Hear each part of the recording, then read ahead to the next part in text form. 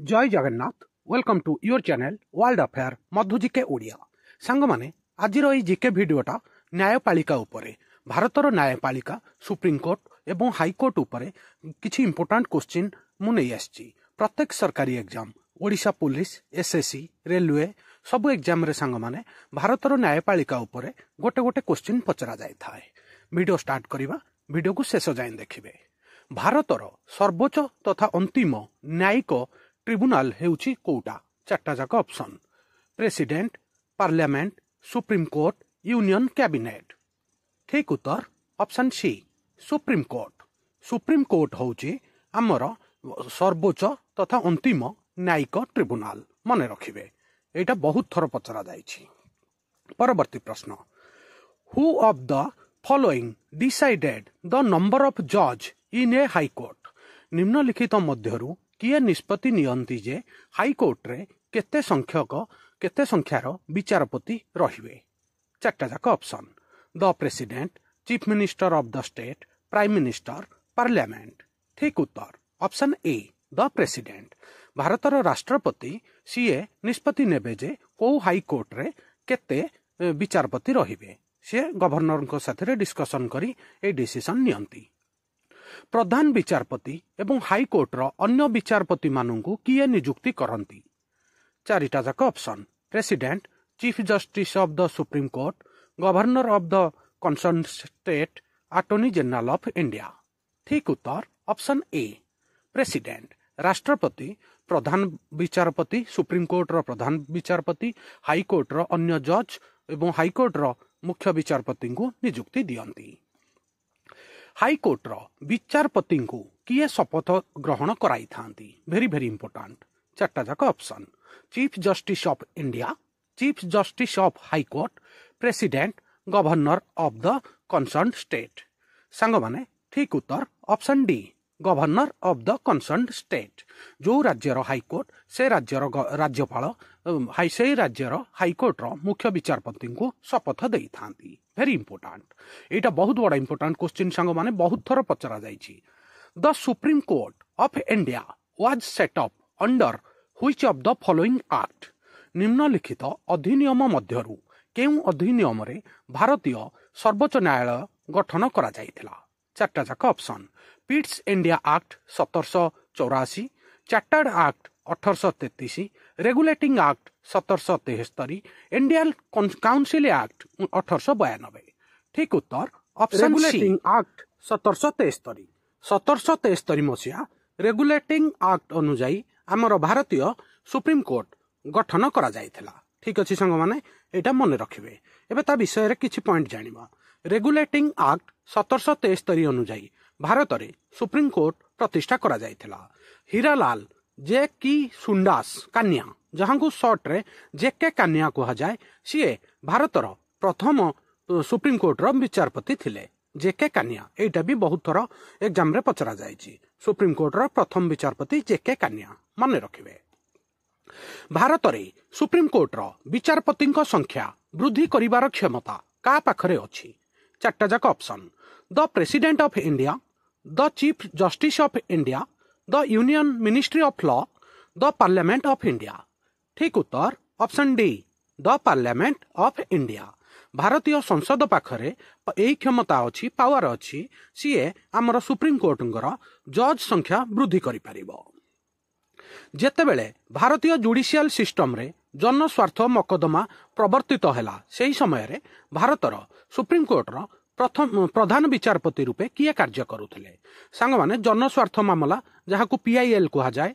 और पीआईएल रो full form भी बहुत थर पचरा जायछि। पीआईएल रो फुल फॉर्म होउछि पब्लिक इंटरेस्ट लिटिगेशन।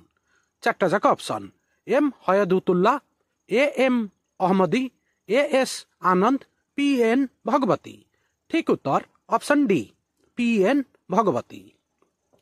पीआईएल जेतेबेले आमर जुडिशियल सिस्टम रे प्रवर्तित हैला, सही समय रे पीएन भगवती आमर सुप्रीम कोर्ट रो मुख्य विचारपति थिले, मन रखिबे। गोटिए हाईकोर्ट रु अन्य हाईकोर्ट को जने जजंकर स्थानांतर करिवार क्षमता काहाकू दिया जायछि? चारटा जाक option, the president of India, law minister of India, the union cabinet, chief justice of India. ठीक उत्तर प्रेसिडेंट ऑफ इंडिया राष्ट्रपति पाखरे यही क्षमता अच्छी हाईकोर्टर जज मानकर ट्रांसफर करिवार क्षमता राष्ट्रपति पाखरे अच्छी मन रखिबे। एटा भारतर प्रथम हाईकोर्ट केउठारे स्थापना होइथिला? चारटा जाक option Delhi and Calcutta, Bombay Madras Kolkata, Bombay Delhi Calcutta, Madras and Bombay.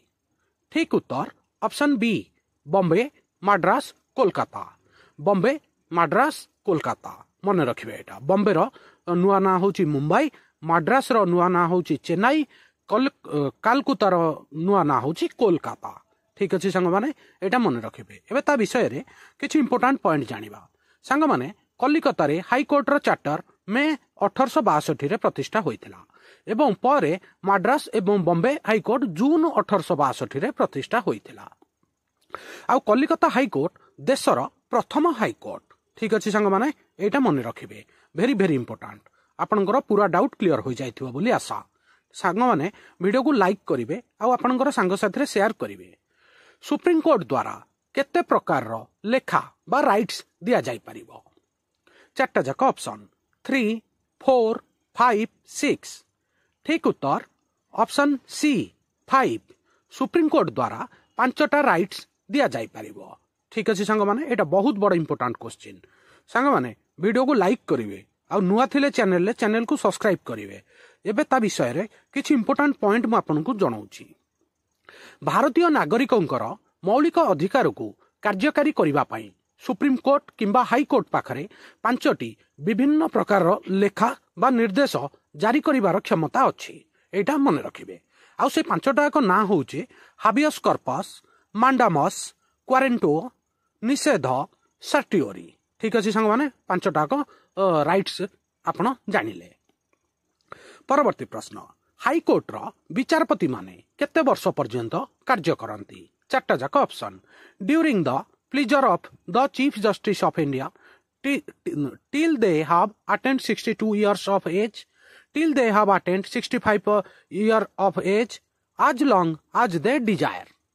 ठीक उत्तर option B till they have attained 62 years of age।